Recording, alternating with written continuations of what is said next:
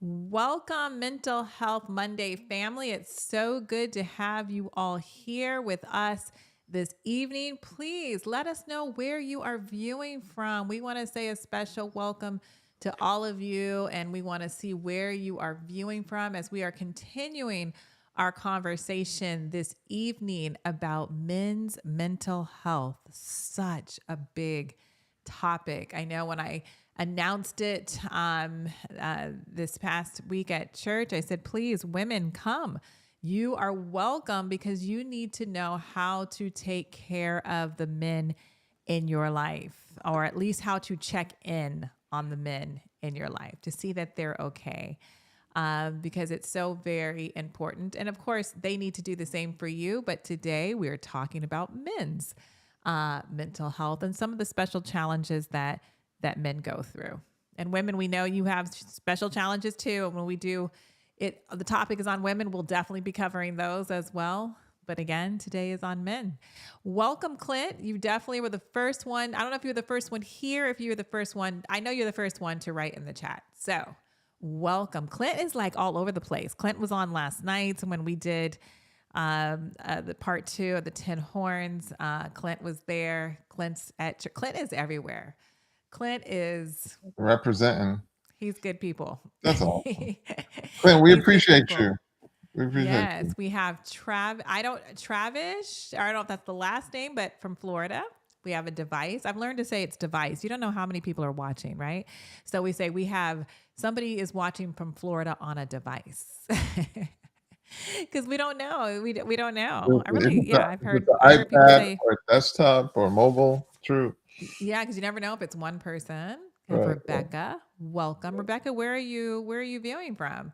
Like Absolutely. to just know where all of our audience is coming from. But we're just happy that you guys are here with us. Clint says the Lord is keeping him busy. Well, we're just thankful that you are here with us. Here Amen. with us. I don't think I said hi to you, Dr. White. Hi.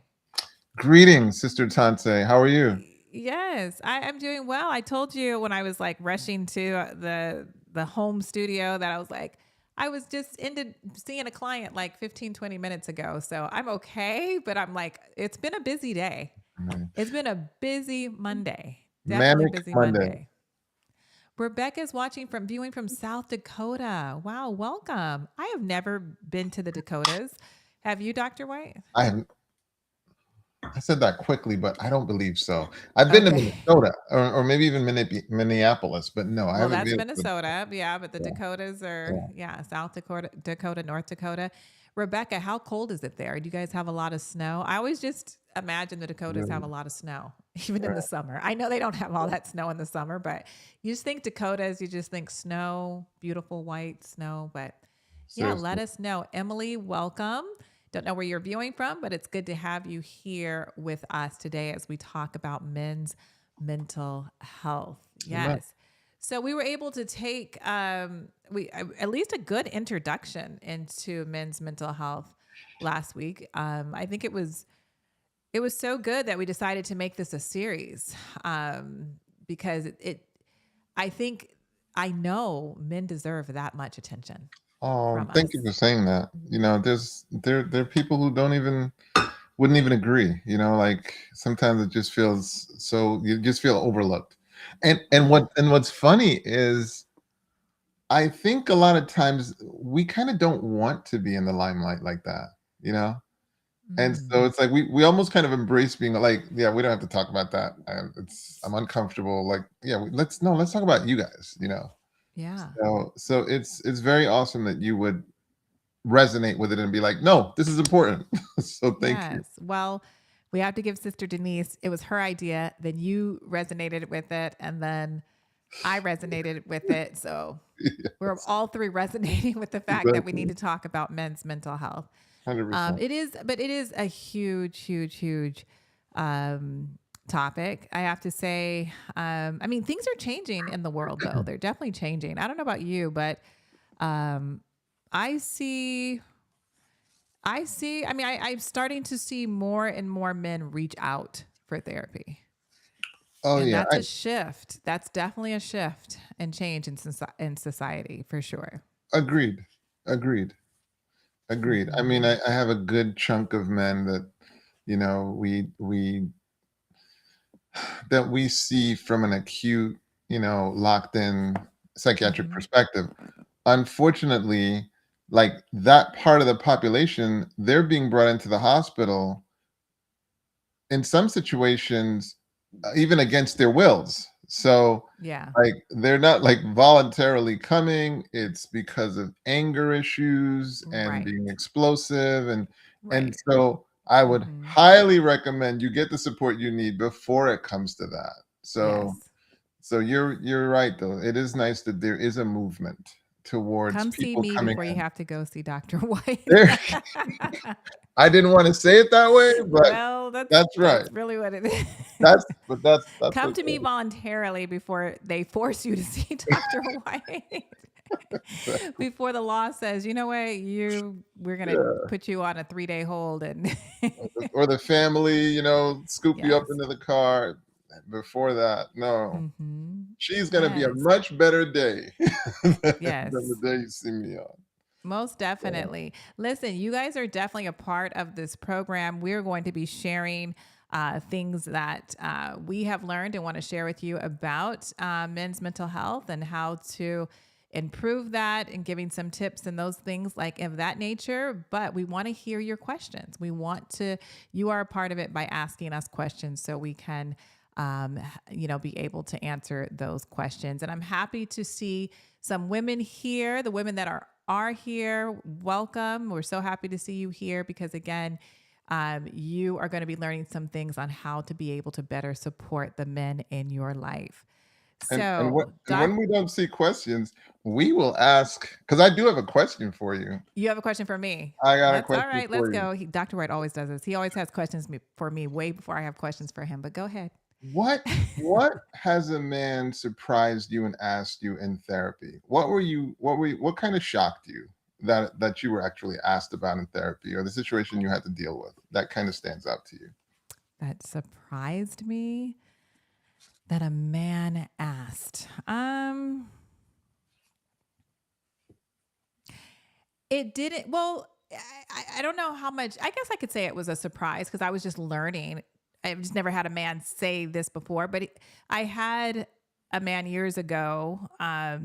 He said, and it was in couples counseling. So he just explained to me, and it helped me to understand what it's like as a man when a woman or your wife or your partner is asking you a ton of questions and the man is not answering fast enough, and how frustrating and how difficult that is. I He enlightened me because I didn't I didn't realize that the way we process or the way women process information so quickly, a man is just like they're processing it way slower than we are. I mean, I see it in my marriage all the time. I'll just be honest. Like, I need to let my husband sit with something and give him some time to like. I'm like, so what's your answer? What do you think? Well, give me an answer. And he's like processing it at his speed, and it seems like they're just shutting down, but they're not. They're processing, and we don't give them enough time to process. I had to learn that. My client literally is teaching me something. He didn't know that though, but he was teaching me I think that's so profound because because it's like he painted the picture so he beautifully. using his words. I could see it. It just like, and it penetrated so hard with me because I was like, wow, I do that sometimes. I can see it. I can see we're shut down sometimes because I'm just like, give me an answer. What do you mean? Hurry, and I'm like, it's like this, but for a man, it's like your guys' processing will goes like probably slower than that. And ours is like this, but go ahead. Well, the funny thing is like so like if you're like analyzing it and you're about to get to a conclusion, then it's like, well, what do you think? And so now you gotta restart it again. And Yeah. then you're like, so no, but I need you. What do you think? And it's like, so that's where the shutdown happens because you're just like, I'm trying to get to the conclusion. I'm taking it through my system. So that's really refreshing. And Uh, for women, what I learned, and it was something that I think that a lot of you as women could learn and take away is be patient. And it could not even be your husband or partner, even with your son or father or brother or coworker or whatever. These are men. So give them time to process and get the answer out. That's Be wild. patient. That's wild. Well, That's hard for us. I do want to compliment you and how you work with Pastor, because like he's deep diving into the 10 horns or the whatever it is, He's but it's always like deep diving somewhere. but then it's like you'll be like, okay, well, don't forget this to schedule. Okay, go deeper on this point. Or all right, but remember there's some people like it's like it's this perfect marriage, you know. Um, By the grace of God. you But know, I do think we right. complement each other well. We have learned a lot. We grow. God put us together so we could both grow and learn and be better people, because we had to, like, his strengths are my weaknesses and my strengths are his weaknesses. So we complement each other. But um, yeah, But Well, but that's thank a you. dance that it's nice to try to learn with Hmm. your spouse, because Yeah, we had to learn to how to dance together.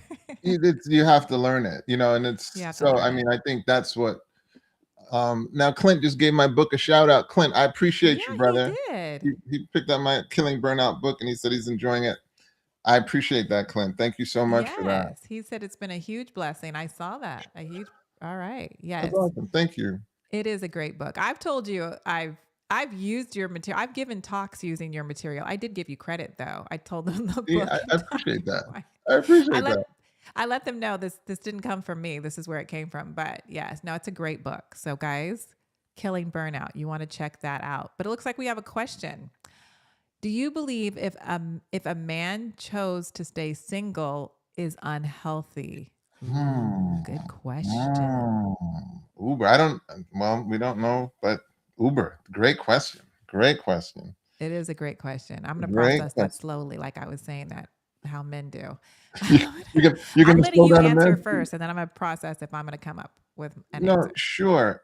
So it can be healthy and it can be unhealthy. Hmm. So the deciding factor then becomes why and what will they do, instead. So when can it be healthy? Hmm. It could be super healthy if a person is like, hey man, I'm really committed to a vision, I'm committed to a dream of some sort, and I recognize that it would be unfair to bring to start a relationship with the expectations.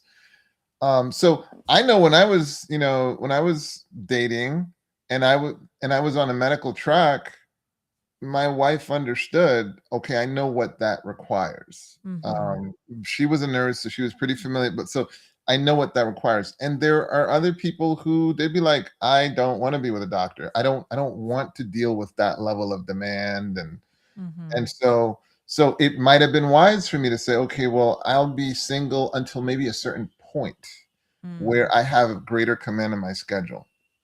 Now, so you can see how you can make a decision where it could be healthy, but it could be Hmm. unhealthy if, for example, a person just wanted to be self-centered Hmm. and just make life about themselves and hey, I'm just going to focus on me. Well, what you find is often when you're going to get fantastic outcomes, it you're able to attach to a vision that's bigger than yourself. When Hmm. you get a vision that's bigger than yourself, a lot of times you get better outcomes.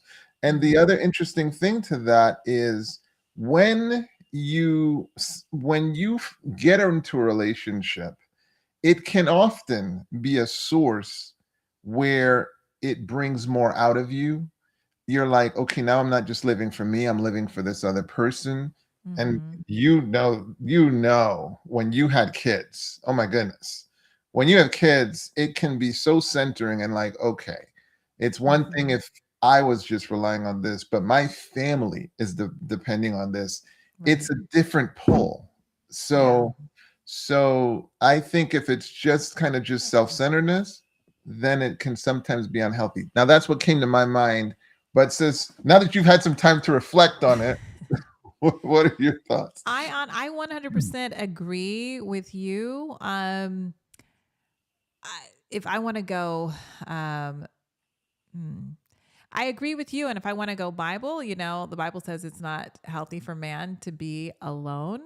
I truly think that. Now Jesus was not married. He was alone. He did have a mission. So Paul, once converted, was alone and was very focused on the ministry that he was called to. So using those examples, there are examples, but they're few examples like that, meaning that could be the calling for some. And that's what would be best. But I can say that overall, the majority, of course, what you said, especially bringing children in, and I have to say, I'm not a man, I'm a woman, but being with my husband has made me a better person. Being Mm, a mother, I can tell you the three things that made me well, I guess I could say four. I mean, I had great parenting, and I have to say that, but that what's really made me a better person is my husband, becoming a mother, becoming a therapist. Those three things. that's a good point. Mhm. That's a good point because sometimes I'm using skills and I'm just like, man, these are things I've learned. Imagine how the situation would have unfolded if If I you didn't didn't have know, this yeah, training. If I if you didn't, that's hadn't it. learned. And I was gonna say, that, you know, especially you're going to be it's very easy to be self-centered if you're not in a committed marital relationship or even as a parent, because all you have to do is worry about yourself. So it can be challenging to have to learn to have empathy when you're not in that situation. Is it impossible? No. Do we know for everybody's situation? We're not God, and we don't know His will for every single person. Well said. But Well, overall, I know that I'll just be honest. Like who knows people that have never been married or never had children? I know some people like that, and yeah, that's all. They're just if you've never had to give your life to little people that grow up to be, great, adults, or to give your life, or to when I say give your life, like sacrifice yourself and things you want to do. It's almost like, being like even with only children, they have to learn how to share like with cousins or friends or, learn those because they don't learn that at home because they don't have to automatically share anything. I'm seeing this. I'll just give you guys an example. I mean, it's not about sharing, but it's just about how, because we have three grandchildren and the middle grandson now was only 18 months when this baby was born a month ago. And his mind was blown. He was his mother's whole world. Even though we had an older granddaughter who is almost 5. This was our daughter's first son, the middle one. And so when when the baby came a month ago, he's like, "Mom, it was me and you. I was your guy. Now you're spending all this time with this little baby." My point is he's learning how to share. share. How to He's share. learning that yes, mommy loves him and daddy loves him, but their whole world doesn't just resolve around him. My granddaughter had to learn that. I'm going way into the only children thing, but just like we only children are having children, the children learn when the other children come into the picture. We also learn when we have children as parents, what it's like to just be self-sacrificing um, to these little children that you created and brought into the world. So We could keep batting this question around because like yeah, we can go being forever. married has helped me, and it's ways where it's so intangible. Like Hmm. there are there are wardrobe catastrophes that my wife has helped me to avoid. Like Oh and yeah, to a degree, vice versa. It's as little as, "Hey, does this work?" And it's like that does not work. my You know, husband always asks me. He's like, "What do you think about this?" And then when he doesn't, and then like just the other day, I was like, "Why do you have that on?" He's like- Right. And he's Well, like, well, I thought the other thing was too much. I was like, no, that was better. This is not enough. Or, yeah, I so we agree. help one another. You We help one help another. We help one helpmates. another. You're We help one helpmates. another 100%. So So you could tell we're pretty much team marriage when you marry the right person and and it's but again, it's something that you have to make that decision. So I think we took yeah. a long time on that one. Let's go to another question. Why do men tend to share their emotions with other men, example, their male friends, more than they do with women, including their wives? I'm letting you answer this first because I think you know better Well, than I do like why y'all do this. so here I'll give you an illustration. I remember being part of a men's Bible study. And by the way, that's one of the things that helped me be a better person as well. So shout Mm. out to Mount Rubidoux Men's Bible Study. It was definitely one of the things that helped me grow in many directions. Well, I'm gonna give Um, a shout out to the Living Manna Church men's group because we have a men's ministry. A lot of them are here today, so I think we have to give a shout out to them too. Maybe you need to visit the men's group for Living Manna Church as well. But go ahead. well, brothers, put a one in the chat if I was on a call with you just last week. It's Okay. and Well, see, they I are wouldn't epic. know because I'm not a part of the They no, they are epic. They are epic. So I'm looking forward to yeah, I'm That's definitely great. looking forward to get it's dude, it's a hidden gem. So absolute shout out to Living Manna men's group. I think every man should be in a men's group somewhere. No quite well, and every Living Manna man should be in our Living Manna Well, for men's sure. group. Yeah. Absolutely. It's at Absolutely. 5, I think it's 5:30 p.m. Central Standard Time on Tuesdays, if I'm not mistaken. I don't so you guys might put something in the chat to clarify, but it can be so helpful to be Mhm. in community with like-minded brethren. Now we're getting to your point. Now we're getting to your question here, Deborah. One of the things I think men tend to understand is like if your brother is dealing with emotions, I think we have a tremendous amount of respect for it. So, in Mhm. that men's Bible study, from time to time, a person might be crying, but I think men understand that behind those tears, like by the time a man is brought to the point of crying, Mm. it's a really significant moment. You see this big built dude crying, you understand that person is at the edge. And so we will tend to by default handle that with tremendous care. Mhm. And I think sometimes outside of the setting of men, it can be mishandled. It can be mishandled. Mhm. Whether it's a joke might be made, whether it might be dismissed in some way, um so that it's like, hey, I want to do this in this space where for whatever reason I'm deeming this as a safe space. Like that's Mhm. the thing that comes to mind. That's the thing that Mhm. comes to mind, Deborah. But there can be other things as well. And Mhm. so if they've had a bad experience where maybe they did it to a woman and then she responded in a way that hurt them subsequently or it was weaponized against them subsequently, it could lead them to say, I feel safer doing this with some men that I've built some trust and community with versus taking it out of this setting. What are your thoughts, sis? I absolutely 100% agree with you. And I would say it like this. I think I can say it because I'm a woman. Sometimes, ladies, I mean, we're okay. I'm saying this. We can be, sometimes it can be our fault that they feel safer to talk in their, around their male friends or with just men because their walls might be up because they've tried to, um talk to us or a woman in their in their life and um she shut them down or didn't listen, became um frustrated and angry and they just didn't feel safe. Yeah, I concur. And so this is, and I can say, I don't know, this is not a scientific proven tested theory, this is my theory.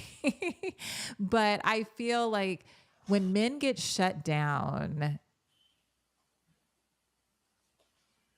men are strong. They are the protectors and all of that. Like if somebody's about to approach you or hurt you, like something just clicks and they're like, "No, I'm the man here. I'm going to fight for this my wife, child, or that I'm protecting them." But emotionally, when they get shut down by women, it can be very difficult for them to get the courage to put themselves in that position again, to just be shut down or hurt again. You can tell me if I'm very off, No, no, no. Dr. Whyte. So they don't really allow them. So I'll give you an example. Okay. We're talking real talk right here. Okay, guys. We know that men and women cheat, right? They can be unfaithful in their marriage. But I have learned at an early age, I saw this. This is like high school. So, in high school, people are not mature and they're doing things they should not be doing. But when a guy really, really, really liked a girl, and this is like, let's just say high school, and she cheated, he was so wounded. He never got over that. Maybe years later, it turned him into like a mass cheater. He never trusted again. He was too scared to be that good, faithful man again because he doesn't want to get hurt. So it kind of turns them into a chronic cheater until they finally get healed and get themselves together. And later on in life, hopefully they get out of that. But I've seen that happen many times. And it just made me think like, men, once they put their heart out there and you hurt it, it is very hard for them to trust again. And I'm not saying women don't go through a lot of deep pain if they when they get cheated on as well, but I have found that women seem to be a little bit more resilient, and Yeah. they will be faithful in that next situation even though they were hurt in the last situation. I'm not saying for every single situation. I've just seen that many times. Again, this is not a scientific study. It's my experience of what I've seen. What are your But thoughts? you're cooking with Crisco. Is You're Crisco a good cooking. oil? Say I'm cooking with olive oil. Crisco's not a healthy oil, but go ahead. You're cooking with extra virgin olive oil. Okay, Thank extra you. virgin. You All know who right, would appreciate that is Columbus, Dr. Columbus, Batiste. Yeah. Columbus Batiste. Yeah, I'll be you're like, can you believe that Ricardo told me I'm cooking with Crisco? He would laugh. you're cooking with extra virgin olive oil with the high temperature set point. Organic Okay, extra and virgin olive oil. organic, Okay. There we cold go. pressed. Yeah. Well, because I don't know. Now we're going into the cheating thing, but it's like when on a whole, when you look at why women cheat, when you look at why men cheat, Hmm. so a lot of times when women cheat, there's emotions involved. Like Yeah. it's more of an emotion. True. Um, and then you look at men cheat, and it can often be a bit more like physical. Obviously, you can't really just separate physical from emotions. Obviously, there's some emotion involved, but like you can imagine how a women's group of friends look at her if she's being cheated on, and think about how a group of men look at that person who's being cheated on, and you can immediately see, like as guys, you're looking at the person like, Hmm. it's you. So as a woman, you are defending that guy's self-respect. Right. Like you're literally defending it. Hmm. As a guy, you're defending her self-respect. It's true. But if you Hmm. got that analogy just now, you got it. If you didn't get it, sorry. But yeah. Hmm. So whatever the case, making that setting safe for that man is critical. And it may very well start with just having the conversation. What would make it safe? What would make me easy to talk to? Here's how you might ask the question: what's one thing I could do to make it easier to talk to me? What's Mm. one thing? Just what's one thing I Write could that do? down, ladies. Write that down. What's Hmm. one thing I could do to make it a little easier to talk to me? Just one Absolutely. thing. Absolutely. How can I help? How can I better make you feel safe? That's beautiful. That's beautiful. Have another question.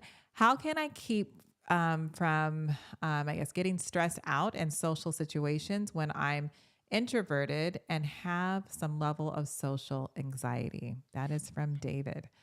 That's a powerful question. Hmm. here's the thing, social anxiety, it'll occur on a spectrum.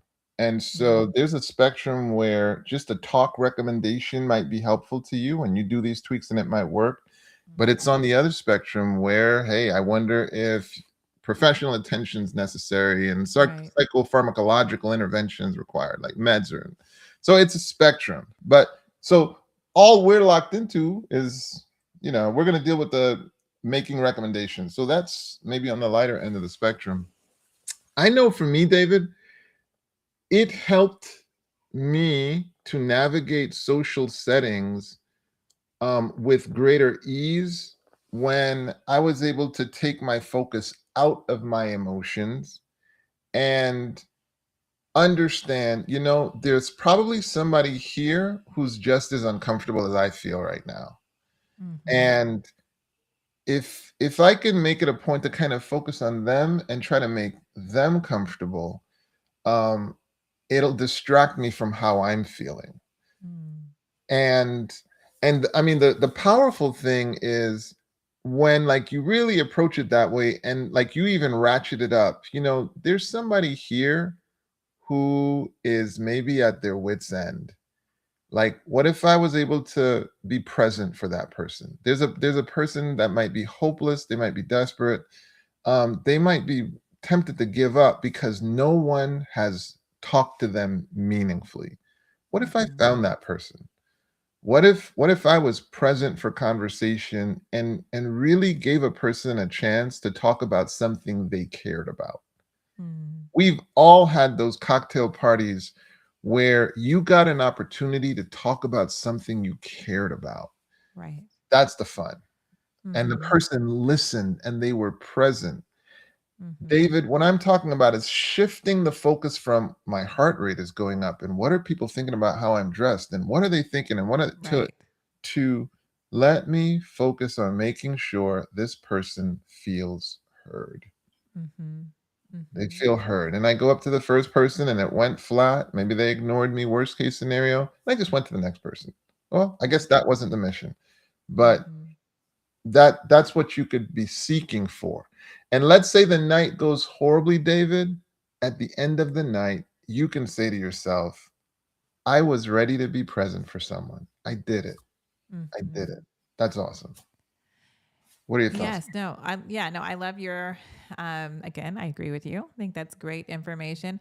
I'll just add a little caveat to that because you mentioned like, when you're having anxiety, your heart is beating faster. And so I mean, and this is for women or this is for us humans, period. It doesn't matter men or women, but when I am feeling anxiety, and this is what I teach my clients a lot, and I've talked about this on here before, but just do the deep breathing, the 4-7-9. Take in a deep breath. And people don't even know it was perfect during COVID when we had to wear masks. It was absolutely perfect because nobody knew Right. nothing.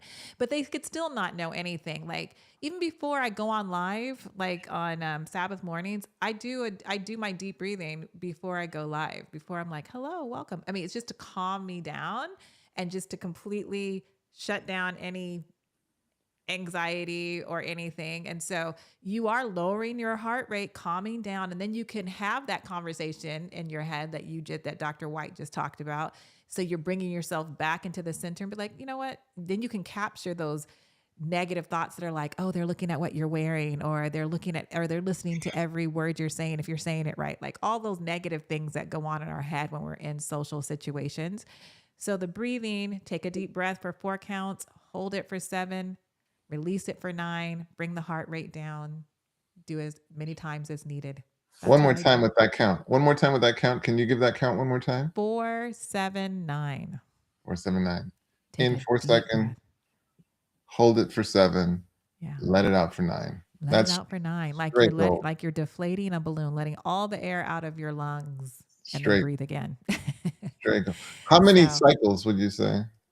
I always tell my clients 3. That's right But now. honestly, the first time, immediately your heart rate is going to start to come down. But then, sometimes the anxiety is so much. Like 3 is golden, but maybe you only have an opportunity for 1 that will still help. But 3 is 100%. like a nice spot. 100%. 100%. Hmm. I Yes, found Greg Reed said controlling the vagus nerve. Absolutely. That's a whole nother thing, but we'll talk about that next time. There's I different ways to activate the vagus nerve. Okay, I have found it hardest to learn to listen to my own personal cues with internal struggles because I used to ignore them. I certainly do better now, but do you have advice concerning this? And this is from Clint. yeah, so Clint, this is where the morning devotion hour is so critical, because that morning time is where you do have an opportunity to attune to God, but you also have an opportunity to attune to your own thoughts. Mhm. And, you know, this is like, so this is why meditative periods can be example. This is why the journaling can be important, because it's these are moments to externalize your thoughts to where you then can interrogate them. You can see what you're thinking, and then when with it externalized, with it out there, with it on paper, it's easier for you to say, "Oh, that's what I was thinking." Now you can process it, and now you can make, adjustments. And I think that's what attunes you now to your own personal cues, including internal struggles, because you're like, "Man, I didn't even know I was really feeling that way." But it's right there on paper, as opposed to just an amorphous internal thought that can come and go, and it can go without you even realizing it. Mhm. Mhm. Yeah, great question. 100%. Absolutely great question. I see the book on Amazon and I will order. Is it available in audio? Great question, Uber. Not at this time. I didn't do audio. I even did iBooks so that like you can get a digital copy on Apple, and we also did it on Ki- Ki- Kindle. Kindle. Yeah, Kindle. Kindle. Yeah. Mhm. I kept wanting to say Kinder, like it's like a merger. No, no, no. It's I like that's not right. That's not right. I kept No, it's not rejecting it. right. Kindle. Like Kindle. Yeah. Yes. Yeah. Yes. So they can get the book on Amazon. That's great. All Yeah. right. Yeah. If a married man wants to see a therapist, should they talk with a male therapist? You absolutely can talk to a male therapist. But I can tell you, female therapists can be great too. I mean, it's whatever therapist fits for you, whether it's a male or female.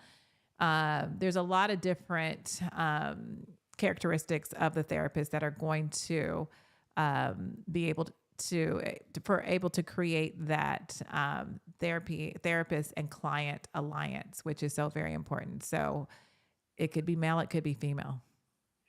Well said. Because the goal in therapy they talk about is the therapeutic alliance. Like Mm-hmm. that's like they don't even talk about the approach. Right. It's the therapeutic alliance. Right. Um, yeah, there's a therapeutic alliance, and get ready for this too. Like the first person you try, it's probably not even gonna be the fit. It's like you often have to do more than one therapist to land on Mm-hmm. the therapist where you get that therapeutic alliance Right. that will foster the growth that needs to take place. So if you Absolutely. if you think you need it, try it. Right. But you might get a fantastic outcome working with a Mm-hmm. female therapist. I You always what tell people don't give up so easy. Like some people say, please, "Oh, I went to a therapist once and a please. couple of times I went." And I'm like, "No, no, no, no. If that one didn't work, you have to try and Again, try again until you find the one that fits with you." that's like saying, I dated a person, it didn't work, so no marriage No for more me. dating. No, no more dating. Yeah, no. Like, You nah. definitely don't want to do that. Yeah. So we're still taking your guys' questions. We have about 10 more minutes to take your questions. So please throw your questions in there. We're talking about men's mental health. And Dr. White, we still had Oh, quite a yeah. list of things from our last week that we didn't get to. Yeah, So let me see. Men yeah, experience. and so we spoke about some of them. We talked Yeah. about, just to recap a little bit, the higher suicide rates that men that men are there's more suicide rates that are done completed, I should say, by men. Women definitely attempt, but men tend to make sure that it happens. Um, and then depression symptoms for men. Men may experience depression differently than women, often expressing it through irritability, anger, or substance abuse rather than just sadness. And that's important because here you might be preparing to say, "Hey, let me offer support," right? And so you're looking Mm-hmm. for depressive symptoms when in fact this person is coming at you with like aggression, you know? Mm-hmm. And so aggression, you more want to respond to with aggression. Mm-hmm. When and it could be that, it's actually misunderstood depression. Now, Mm-hmm. please do not take that statement to license being aggressive in your social sphere and say, "No, I'm just depressed." Please Right. don't do that. Don't do that. Mm-hmm. I think as men, a awesome responsibility we have is to protect the Mm-hmm. environments we're entrusted with, and to, as best as possible, make people feel safe wherever that's possible. Obviously, you can't be absurd about these things, Mm-hmm. but no, I wouldn't want to use the excuse that, hey, I'm depressed, to let that excuse my aggression. Um, you don't want to be a bully. I just Okay. think, like, growing up, one of the worst things a person could be is a bully. Don't be a bully. Do Mm-hmm. not misplace your anger, your frustration on a non-deserving target, or on any target, honestly. Mm-hmm. This is why you are not responsible for the trauma, but you're responsible for the healing. That's your Yes. responsibility. That's your response. It's You can't just say, "Well, I've had this traumatic." Not responsible that it occurred, but you are responsible for the healing. So no, you can't just take it out on the people in your community. Handle it. Get it handled, and that's why you want to get your support. But in the things that we in our mutual list that we have, Mm-hmm. men struggle with accepting help. They Mm-hmm. struggle with accepting help, and Mm-hmm. one needs to overcome that. Or even asking. We have a question. How long should a man exercise weight training slash cardio? I Yeah, I guess it'd be nice if she, like, what does long mean? Meaning, how long in a workout session? How long in terms of their life? So this is where we have to impose yeah. meaning. So, like, how long? So 30 minutes of cardio is often recommended, but presuming presuming that's safe for that person, as determined by By their them and doctor. their you know Mm-hmm. health professional. Mm-hmm. But yeah, you often hear 30 minutes is helpful. Please do not sleep on the power of walking. Please do not sleep on the power of walking. For What are you gonna mental for physical health and mental health. And mental health. I went to a workshop with two, you may know them but I don't remember their names because I met them through Dr. Batiste. So you may know them, but they are a husband and a wife that are both neurologists. Hmm. Okay. Well, I gotta think about it. Yeah. they did mention that the best thing to do for to help prevent dementia later in life is walking. We should be walking. You start walking like in your 30s, 40, I mean earlier. Like you need to start you're preparing for that way earlier, but they were like that's the best way um to help prevent. I mean, it's not like 100% going to stop dementia, but it's giving you a much better chance to not develop dementia. Right. So 30 minutes for aerobic. Mm-hmm. Walking is, that should be lifelong, Yeah, like throughout your life. This is a great throughout your life. activity. The body is built on a system of use it or lose it. So the more you're able to use it within reason, obviously, within the counsel of your healthcare provider, the better, in general. Mm-hmm. So Yeah. I hope that answered your question, Renee. Yes. All right. Rebecca is asking, being a Seventh day Adventist believer, should you find a Seventh-day Adventist therapist? I'd like to answer that first and then I'll let you Please, go. over you. Over you. So I am a Seventh-day Adventist therapist, and I tell people I tell Adventists, you don't have to have a Seventh-day Adventist therapist. I know some amazing Christian therapists that are not Seventh-day Adventists, and I know some amazing non-Christian therapists. It's just true. They're very good at what they do, and the things they're saying are true. If you feel more comfortable with a Seventh-day Adventist therapist, well, then by all means, find one. We're out there, but there's not enough of us. So everybody is not going to get a Seventh-day Adventist therapist. There's a lot of Christian therapists who are very good. They don't, believe everything we believe doctrinally, but that's not what therapy is all about. Therapy is not about the therapist putting their belief system onto the client. That's not the ethical thing to do. We're here to help you with your goals and to meet your goals. So that's my answer. What's your answer, Dr. White? Um, so you nailed it. In terms of like, you want to make sure the person is skilled to handle what you're dealing with. So, for example, if you came to me and you're like, "Hey, let's deal with trauma," I might be like, "Hey, man, my sister Tante, she might have more skills in that area as far as Mhm. like, you enjoy EMDR and this kind of stuff." I do enjoy that. I'm Yeah, not EMDR certified certified. though, but But yeah, I mean, like, mhm, so there's some areas that be like, yeah, she might help you more with that. mhm. Um, so yeah, so you need to understand what is my issue and who has the skills to deal with it. All right. Now, that said, this is the question I was going to ask you. What would be the advantage of a person who's spiritually congruent with you from a therapist? What's the advantage?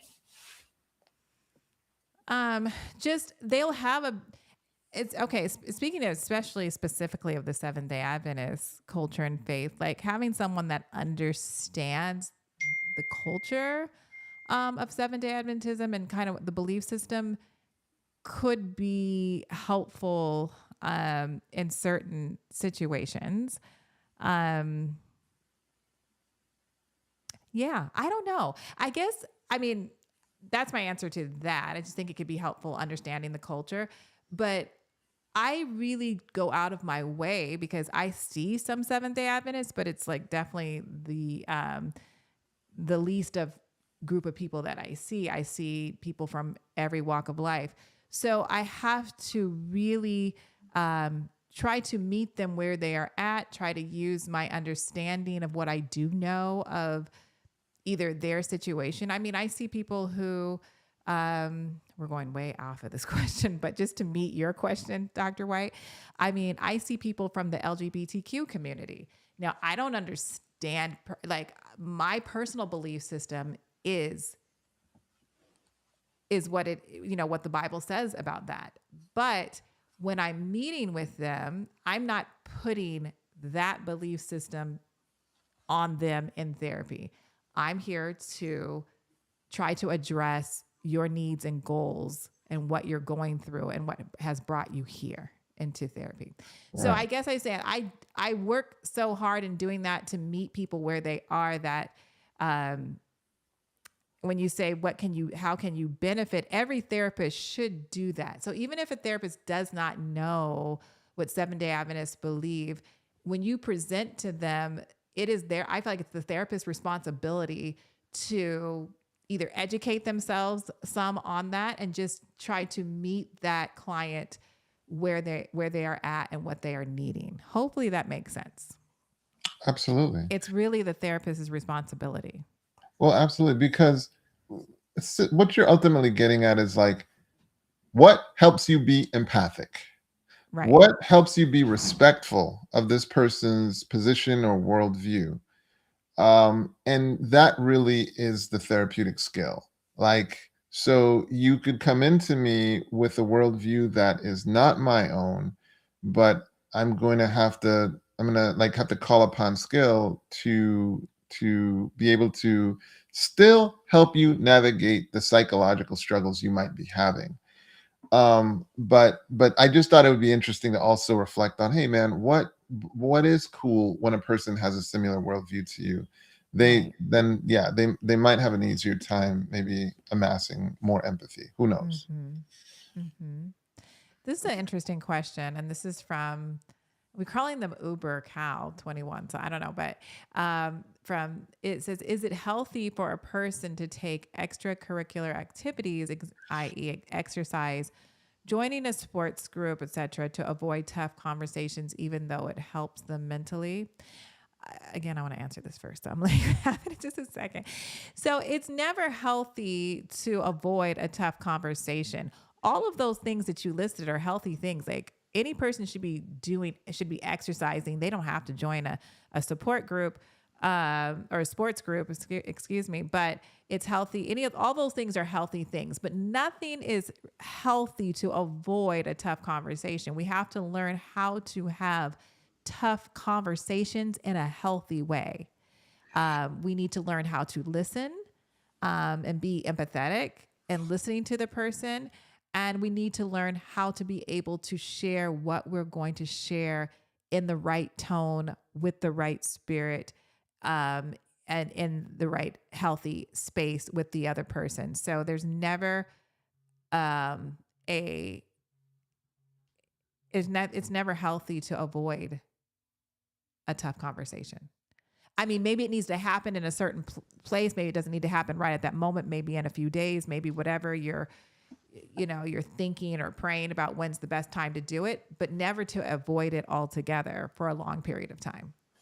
Yeah, so you nailed it. Like just because it's like you have an urge to address something, like I've said, I've learned in my marriage, oftentimes the first time I'm seeing it, it's not necessarily the moment. Like it's often it makes sense to think about things for a little bit. Now, Mm-hmm.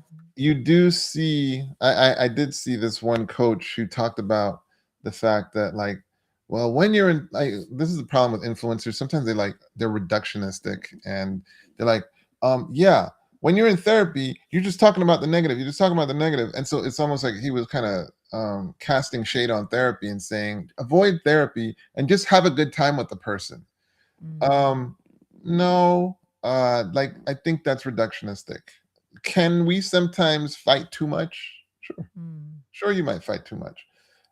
Can we sometimes forget to have some fun together? Sure, sure. Sometimes we do need to put more fun into the thing. But to Sister Tante's point, should a strategy be to avoid tough conversations? No, that doesn't seem like a winning strategy. Did Dr. Mm-hmm. Gottman talk about the fact that there are conversations that will never be resolved? And just know that in the back of your mind? Sure. But that Mm-hmm. still doesn't mean you don't develop the skills to argue fairly, to Right. argue respectfully, to argue in a way that bars those four horsemen of the apocalypse that he talks about that will be a predictor for the relationship not working out. Mm-hmm. But you want to develop the skills of being that safe space that we were talking about, you Right. know, where we can talk, we can defer, but we can be respectful and loving of each other. Mm-hmm. So I would agree that I don't see that as necessarily a good strategic approach for long-term intentional avoidance of necessary conversations. Mm-hmm. Yes. All right.